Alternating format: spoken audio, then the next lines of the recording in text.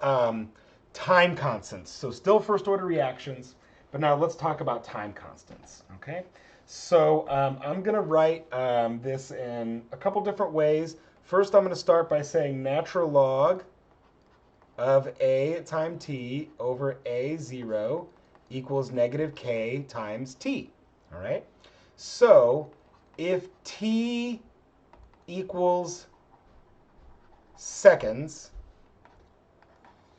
then k must be 1 over second, or just simply 1 over time, right? Because when I have a natural log, the units go away. So that means the right-hand side of the equation has to also be unitless. So whatever unit time is in, let's say hours or days, the first order rate constant has to be 1 over that base unit, okay? So this is the first time constant. We should know the rate constant, the units, for a first order is always 1 over seconds or 1 over time. So it's a frequency, really, when you think about it, okay? So now what about some other time constants? Well, one that you're aware of is called the half-life, and we usually make that t 1/2, okay? And I can get to the half-life by saying a at time t equals 1/2 of a initially. So that's the definition of half-life, okay? And when I substitute that into this equation, right, I can say now the natural log of 1/2 of a0 over a0 equals negative kt, all right? And so when I do that, this becomes the natural log of 1/2 equals negative kt. And if I want to get rid of that negative sign, then this becomes, that's going to flip this. And so that just makes it natural log of 2 equals kt. And you know what? I'm going to put a t 1/2 right there so we know that that's specific to the half-life, okay? And so now I can say that the half-life for a first order reaction is natural log of 2 divided by k. Natural log of 2 is 0.693. You may have remembered this from Chem 110. Okay? So half-life for a first order reaction. All right? And you can see because it's 1 over k, a large k owes to a small half-life. So that's the same way as saying a large k is a fast reaction, which is like what I showed you right here, right? When I jack k way up, the reaction gets much slower, or faster, excuse me, okay? So now there's another time constant that you've probably not heard before, but it's commonly used in atmospheric and environmental chemistry because it's really useful.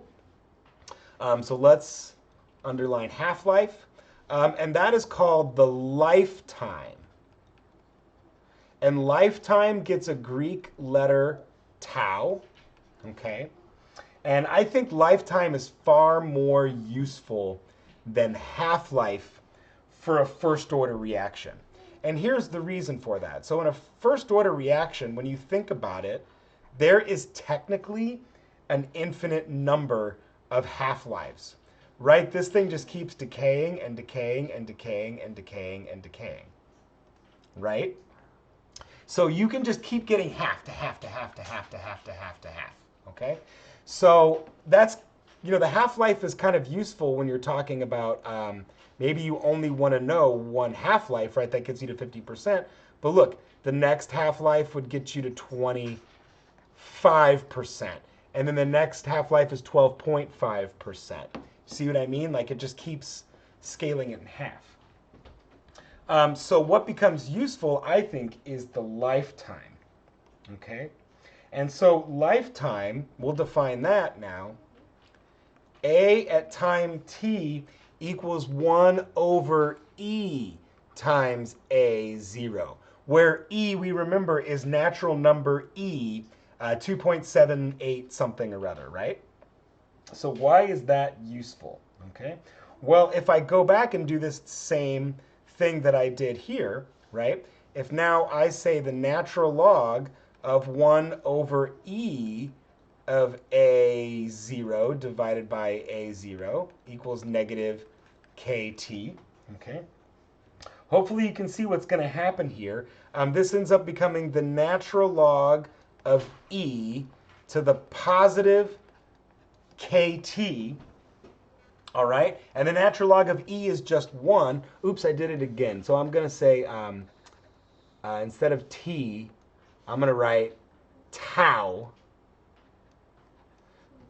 because that's lifetime. That's the letter we use for lifetime, okay?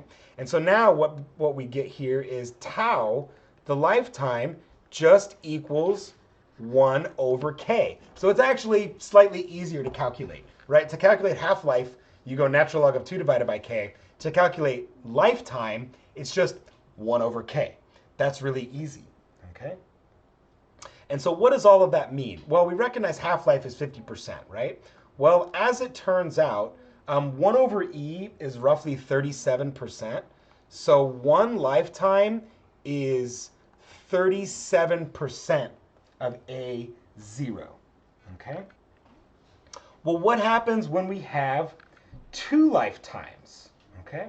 Well, as it turns out, 2 lifetimes, okay, so we'll say 2 times tau is 1 over e squared times E0. All right? And let's see, quick math. I used to be able to do that in my head.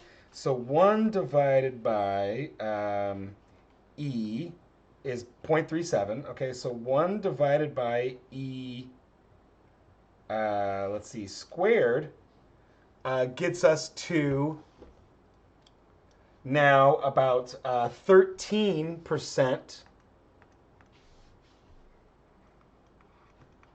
of the initial A concentration. All right. That says that's supposed to be a 2. It looks like a squiggly sign. So 2 lifetimes. All right. And so finally, 3 lifetimes, so 3 tau is 1 over e cubed of A0. And that one, to my memory, is about 5%. So that's 1 divided by e cubed.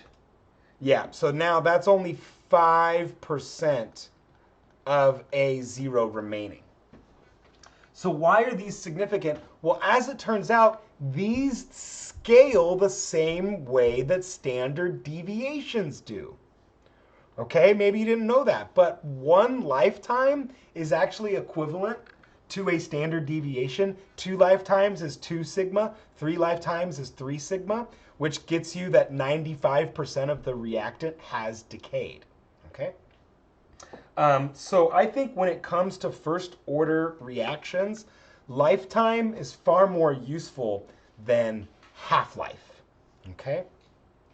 Although the standard convention for especially nuclear decay is to use half-life, all right? That's just what happens.